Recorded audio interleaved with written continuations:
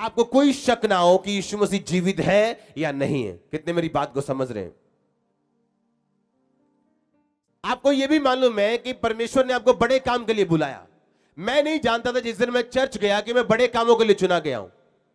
जिस दिन बपतिस्मा लेके मैं बाहर आ रहा था, मेरा ध्यान सिर्फ चंगाई की तरफ था। मुझे कुछ चंगाई मिल जाए परमेश्वर से, और परमेश्वर से प्यार भी होने लगा था, काफी ज्यादा, धीरे धीरे पर ज्यादा होने लगा था। आप इस बात को कंसीडर करो, ध्यान रखो कि आपको बड़े काम के लिए प्रभु ने चुना। चाहे आज आपको उन कामों का पता हो या ना हो, लेकिन परमेश्वर की योजना बड़ी है, क्योंकि बाइबल कहती है वो कल्पनाएं और वो योजनाएं जो मैं तेरे विषय में करता हूं, तेरे लाभ के लिए, हानि के लिए नहीं। आज आपकी फिजिकल सिचुएशन, आपकी घर की सिचुएशन और परिस्थिति ऐसी हो सकती है कि आपको लगे कि नहीं, मेरी जिंदगी एक नॉर्मल सी है, और यही शैतान धोखा देता है आपको। जब आपकी जिंदगी आपको नॉर्मल सी लगती है, और यही वो धोखा देने की कोशिश करता है और वचन पर से ध्यान हटाने की कोशिश करता है, और आपको स्पिरिचुअल नहीं बनने देता, क्योंकि स्पिरिचुअल बनने के बाद ही, आत्मिक बनने के बाद ही वो बरकतें और वो बुलाहट जो परमेश्वर की है आपकी जिंदगी में पूरी होती है। यूहन्ना 1 उसकी 5 उसकी 17 आयत में लिखा, सब प्रकार का अधर्म तो पाप है, परंतु पाप ऐसा भी है जिसका फल मौत नहीं। जब मैंने क्रूसेड पे ये वचन थोड़ा सा दिया था तो लोग हैरान हो रहे थे, ऐसा कैसे हो सकता है कि पाप का फल मौत? बाइबल तो कहती है पाप की मजदूरी मौत है। यूहन्ना कह रहा है कुछ पाप ऐसे हैं जिसका फल मृत्यु नहीं। कहता सब प्रकार का अधर्म तो पाप है, कि वो जो गलत है वो पाप है, लेकिन कुछ पाप ऐसे भी हैं जिसका फल मौत नहीं। आपने गवाहियां सुनी, आपको बादल गवाहियों का घेरे हुए हैं। दूसरा, आपको पता है कि परमेश्वर की बड़ी योजना आपकी लाइफ में है। अब आपको यह समझ आ गया कि उस योजना को पूरा करने के लिए परमेश्वर मुझे गवाहों के बादल में से गुजारेगा, ताकि मेरा ध्यान परमेश्वर की ओर रह सके, मेरा विश्वास बना रह सके, और हर एक रोकने वाली वस्तु और उलझाने वाले पाप से मुझे दूर रहना है, अगर मैं परमेश्वर के परफेक्ट प्लान को पूरा करना चाहता हूं। अब कितनों को समझ आ रही है? गवाहियां किस लिए हैं? कि जिस दौड़ में मैं दौड़ रहा हूं, जहां मैं जा रहा हूं, मैं रास्ते में गवाहियां देख रहा हूं। वो गवाहियां क्या कर रही हैं? मेरे दिल को मजबूत कर रही हैं कि अच्छा, अगर मेरी प्रॉब्लम खत्म नहीं हुई, लेकिन ये भाई की खत्म हो गई, इस सिस्टर की खत्म हो गई, इसका मतलब यीशु मसीह जीवित परमेश्वर है। मैं रुकूंगा नहीं, थकूंगा नहीं, और मैं आगे बढ़ता जाता हूं उस दौड़ की ओर, उस टीचिंग, उस निशान की ओर जो परमेश्वर ने मुझे दिया, जिसके लिए प्रभु ने मुझे बुलाया। चाहे वो बिजनेस हो, जॉब हो, सेवकाई हो, वो कुछ भी हो सकता है आपकी लाइफ में। अब कहता उस लास्ट निशाने तक जहां तुम जा रहे हो, कहता हर एक रोकने वाली वस्तु और उलझाने वाले पाप को अपनी लाइफ से दूर करो। पाप 3 तरह के आपकी लाइफ में होते हैं। पहला पाप जिसका फल मौत नहीं। आपको पता है कि आपको रात को प्रेयर करनी है 9 से 11, आपने वायदा किया परमेश्वर से। अब सामने आपका फेवरेट नाटक लगा हुआ है, वो नागिन हो, वो शागिन हो, कुछ भी हो, वो क्रिकेट मैच हो, और आप उस मैच को देखने के लिए बैठे। आपको मालूम है आपने अपना बेस्ट टाइम खत्म कर दिया। अब आप प्रेयर करने जाओगे भी, आपको नींद आएगी और आप अपनी पूरी एनर्जी के साथ प्रेयर नहीं कर पाओगे। ये एक तरह का पाप है जिसका फल मौत तो नहीं है, जो आपको स्वर्ग जाने से तो रोक नहीं सकता, लेकिन इस धरती के ऊपर आप कभी भी ग्रेट नहीं बन सकते। और परमेश्वर ने कहा मैंने तुझे एक दौड़ में बुलाया, और वो दौड़ ग्रेट बनने की है, एक महान बनने की दौड़ है जिसमें मैंने तुझे बुलाया। लेकिन आप ग्रेट नहीं बन सकते अगर आप पहले पाप में फंसे हुए हैं। तो इस पाप का फल मौत तो नहीं है। हां, क्या इस पाप का फल? मौत नहीं है, लेकिन आपको ये ग्रेट नहीं होने देगा। आपको मालूम है पवित्र आत्मा ने आज आपको फास्टिंग करने के लिए बोला, लेकिन जैसे ही आपने फास्टिंग शुरू की, आपका फेवरेट फूड आपके सामने आया और आपने फास्टिंग खोली। ये आपको स्वर्ग जाने से तो नहीं रोकेगा, पर आप ग्रेट नहीं बन सकते। आप जानते हैं कि जो ग्रेटनेस के लिए रुकावटें हैं,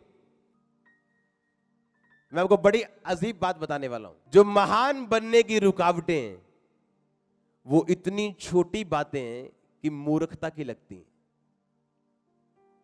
समझ आ रही? जो ग्रेट बनने के लिए रुकावटें हैं वो बड़ी छोटी हैं।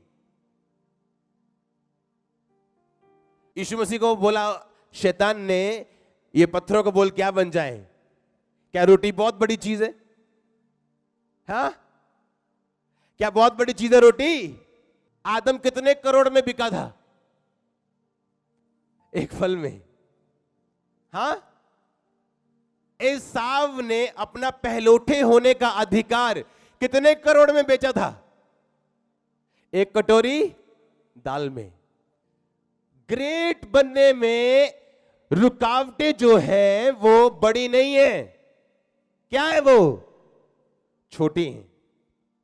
सब रानियां जाती थी राजा के पास, और जब वापिस आती थी तो लोग उन्हें इनाम देते थे, जो खोजे होते थे। तुम्हारे लिए 3 सूट है, ये 2 ये हैं, 2 कान के झुमके हैं, एक बाली है, एक फलाना है।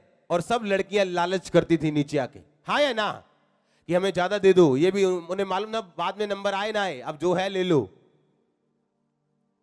और जब एस्तर नीचे आई तो बोली, एक खोजे भाई, मेरे लिए क्या ठहराया राजा ने? जो ठहराया मुझे वही चाहिए। और आपको पता है इस बात के कारण वो रानी बनी थी। क्या ये बड़ी बात है कि यार 2 की जगह 1 बाली ली जो राजा ने ठहराई? क्या ये बड़ी बात है? हाँ, क्या बड़ी बात है? ये छोटी सी बात है, लेकिन इस छोटी बात ने उसकी लाइफ चेंज की। और ये मैसेज राजा के पास गया कि राजा, सब लड़कियां आई, सबने लालच किया, पर ये एक एस्तर नाम की एक लड़की थी, उसका कुछ नेचर अलग था। उससे सुंदर लड़कियां हो सकती थी उस झुंड में, लेकिन चुनी कौन गई? एस्तर। आज आप टीवी पे देखते हो जॉयस मेयर को। एक दिन अपनी कंपनी में जॉब कर रही थी वो, और उसके दांतों का कुछ इलाज चल रहा था, थोड़ा सा दांत सीधे सीधे करवा रही थी वो, और आधे दांत सीधे हो गए और आधे रहते थे। उसका जो बॉस आया और बोला कि फलानी एक कंपनी को माल भेजा था हमने, उसने माल ज्यादा रिसीव कर लिया, कागजों में गया थोड़ा है, पर तू उसको लिख के भेज दे कि ठीक है जी, ओके, और वो डॉलर हमें बच जाएंगे, पैसा सारा हमें बच जाएगा। उसने ज्यादा रिसीव कर लिया माल इतना गया नहीं है।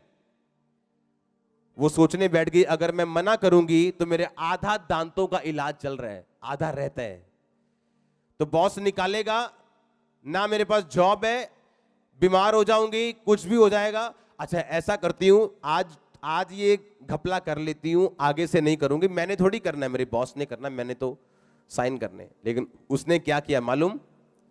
अपने बॉस के पास गई और बॉस को बोली, सॉरी बॉस, मैं क्रिश्चियन हूं, परमेश्वर को मानती हूं, मैं ये काम नहीं कर सकती, मैं नहीं कर सकती, सॉरी, ये मेरा रिजाइन लेटर है, सुनो। उसको रिजाइन दिया बॉस को। बॉस गुस्से में आया, पकड़ा भड़क करके रिजाइन लेटर, उसको बोला गेट आउट, भाग जा यहां से। वो बाहर गई, सोच रही थी अब मैं क्या करूंगी, मैं बेवकूफ हूं, मुझे इतना भी पवित्रताई में नहीं चलना चाहिए था, मुझे इतना भी आत्मिक नहीं बनना चाहिए, मुझे धीरे धीरे चलना चाहिए था, हिसाब किताब से चलना चाहिए था, कि अब थोड़ा कर लेती, दांतों का इलाज करवा लेती, बाद में नौकरी ढूंढ के इसको छोड़ देती। अब मैंने एकदम से छोड़ दी, मेरा क्या बनेगा? उसका बॉस इतनी देर में अंदर से आया और बोला, जॉयस, मुझे तेरी ईमानदारी पसंद आई, आज से तेरी तनख्वाह डबल, तेरी प्रमोशन। और वो जॉयस मेयर जब रोड पे चलती थी, तो जब गाड़ियां आती थी रोड पे, तो पर्चियां लेके खड़ी होती थी, मेरी चर्च में आया कीजिए, गाड़ी रोक के, मेरी चर्च आया करो, मेरी चर्च आया करो, भाई साहब, बहन जी, मेरी चर्च आया करो, यीशु मसीह आपको ब्लेस करेंगे। और आज लोग लाइन लगा के चर्च में जाते हैं, पता नहीं कितने लोगों का इलाज करवा दिया। क्या बड़ी बात थी ये? एक छोटी सी बात थी, नहीं की चोरी। अगर उसने चोरी की होती मजबूरी के नाम के ऊपर, तो आज वही होती जहां उसे होना चाहिए था, उस कंपनी के अंदर जॉब कर रही होती ब्लेस, लेकिन लिमिटेड। महानता के रास्ते में जो रुकावटें हैं, जो चीजें हैं, वो बहुत बड़ी नहीं है, वो क्या है? छोटी हैं, पर है वो बड़ी हैं। पर है वो क्या? छोटी। पर है वो क्या? बड़ी। पर है क्या? छोटी। हमारे YouTube चैनल को सब्सक्राइब करें ताकि आप परमेश्वर के गहरे भेदों को जान सकें कि कैसे आप परमेश्वर में बढ़ सकते हैं, कैसे आप दुष्ट आत्माओं से, नशों से, बीमारियों से और वंशों के श्रापों से आजाद हो सकते हैं।